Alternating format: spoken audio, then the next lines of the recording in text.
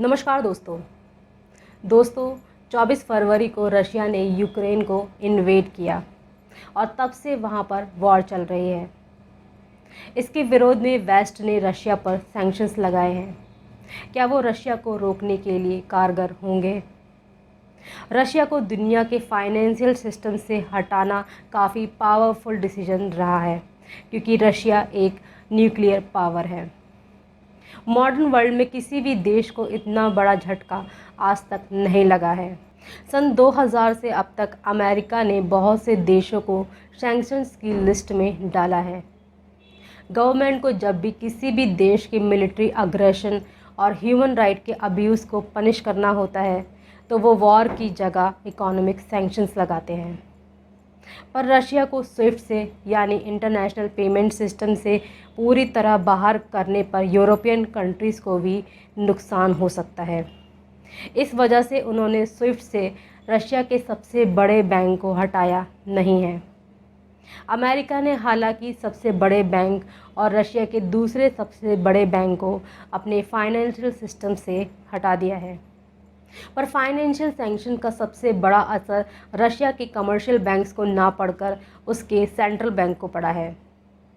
2014 में जब रशिया ने क्रीमिया को अनेक्स किया था तो उस पर सैंक्शंस लगाए गए थे, जिससे बचने के लिए रशिया ने रिजर्व्स इकट्ठा करके रखे थे, जिसकी वैल्यू अब $630 बिलियन की हो चुकी थी।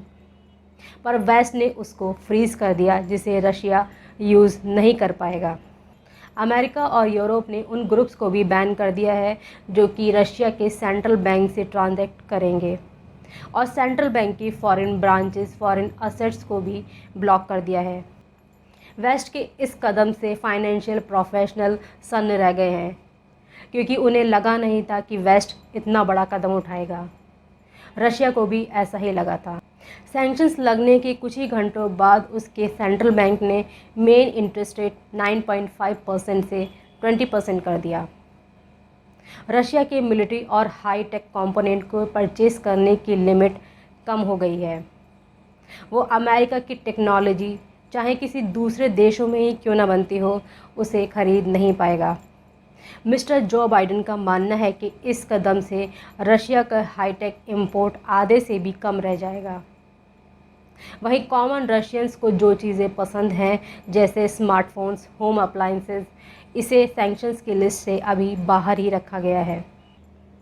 हालांकि किसी को नहीं लगता कि सैंक्शंस लगाने के बाद भी रशिया पीछे हटेगा। सक्सेस की बात करें तो सैंक्शंस लगाए जाने के बाद सक्सेस है या नहीं, इसे मेजर करना काफ़ी मुश्किल है। कई बार सक्सेस मिली भी है। जैसे अमेरिका ने जब 1956 में सुएज क्राइसिस के दौरान ब्रिटेन पर सैंक्शंस लगाने की बात कही थी, तो उसके कुछ ही दिनों बाद ब्रिटेन और फ्रांस ने अपना इजिप्ट का इन्वेजन रोक दिया था।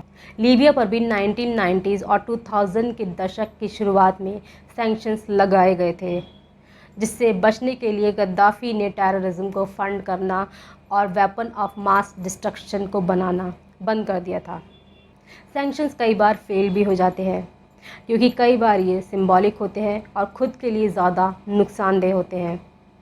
इनको मेंटेन करने की कॉस्ट भी काफ़ी होती है। जैसे 2020 की बात करें तो फाइनेंशियल इंस्टीट्यूट ने किसी भी ऑर्गेनाइजेशन के सैंक्शंस लगने के रिस्क को मेजर किया तो उसकी कॉस्ट $50 बिलियन थी। कुछ सीवियर सैंक्शंस लगने के बाद भी फेल हो जाते हैं। जैसे अमेरिका ने ईरान पर जब सैंक्शंस लगाया तो वो फेल रहा। ऐसा ही हाल वेनेजुएला और क्यूबा का भी रहा, क्योंकि देश सैंक्शन से बचने का रास्ता देख ही लेते हैं। जैसे एक्सपोर्ट करने वाले देश पर अगर सैंक्शंस लगा है तो वो अपने प्रोडक्ट का ओरिजिन चेंज करके किसी मिडलमैन की सहायता से एक्सपोर्ट कर सकते हैं। बहुत बार गवर्नमेंट अपने देश के लोगों के सफरिंग की भी परवाह नहीं करते हैं, और अगर ऐसे देश पर सैंक्शंस लगाए जाते हैं तो इससे कॉमन लोग ही परेशान होते हैं। जैसे जब वेनेजुएला पर सैंक्शंस लगाए गए थे तो उससे पहले वहाँ के लोग अपने प्रेसिडेंट के अगेंस्ट में थे, पर जब अमेरिका ने सैंक्शंस लगाए तो वो प्रेसिडेंट के फेवर में हो गए और अमेरिका को अपोज करने लगे। सैंक्शन से देश एक दूसरे के करीब भी आ जाते हैं, जैसे कि रशिया और चाइना। साथ ही साथ चाइना और रशिया फाइनेंशियल सिस्टम का ऑल्टरनेटिव भी बना सकते हैं। चाइना इसी डायरेक्शन में आगे बढ़ भी रहा है। उसने स्विफ्ट का एक लोकल वर्जन सिप्स बनाया है और उसमें ट्रांजैक्शन उसकी करेंसी युआन में ही होता है।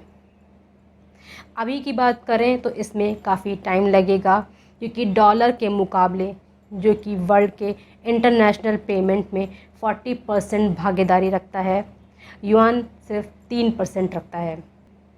इंटरनेशनल पेमेंट सिस्टम का ऑल्टरनेटिव होने से वर्ल्ड ट्रेड को शायद फ़ायदा भी हो सकता है, क्योंकि वेस्ट इसे एक इकोनॉमिक वेपन की तरह यूज़ करता है, और अगर एक ऑल्टरनेटिव होगा तो शायद वेस्ट का इफ़ेक्ट कम हो जाएगा और वर्ल्ड ट्रेड को बूस्ट मिलेगा और वर्ल्ड इकोनॉमी ज़्यादा आगे बढ़ने लगेगी। पर अभी की बात करें तो रशिया पर जो सैंक्शंस लगाए गए हैं उसकी लिमिट क्या है? रशिया के सारे फाइनेंशियल इंस्टीट्यूट को स्विफ्ट से बाहर करना, रशिया के फॉरेन असेट्स को ब्लॉक करना, और साथ ही साथ जो ऑर्गेनाइजेशन रशिया के सेंट्रल बैंक और कमर्शियल बैंक के साथ डील करती है उनको ट्रैक करना और उन पर सैंक्शंस लगाना। पर इन सब में सालों लग जाएंगे। वहीं रशिया की फॉरेन करेंसी का सबसे बड़ा सोर्स है उसके ऑयल और गैस का एक्सपोर्ट करना। वेस्ट इसे टारगेट करके रशिया को बहुत बड़ा नुकसान पहुंचा सकते हैं। पर क्या यूरोप, जो कि पहले से ही रशिया के ऑयल और गैस पर डिपेंड करता है, ऐसा कर पाएगा? शायद नहीं। पेट्रोल के प्राइसेस पहले से ही बढ़े हुए हैं और इस सैंक्शंस की वजह से वो और भी ज़्यादा बढ़ सकते हैं। कहा जा सकता है कि सैंक्शंस लगना एक दो धारी तलवार के जैसा है, जिससे दोनों ही पार्टीज़ को नुकसान होगा और कॉमन लोग सफ़र करेंगे। ये था इस टॉपिक के बारे में। अगर ये वीडियो आपको अच्छा लगता है तो इसे लाइक करें, शेयर करें, चैनल को सब्सक्राइब करें। Thank you.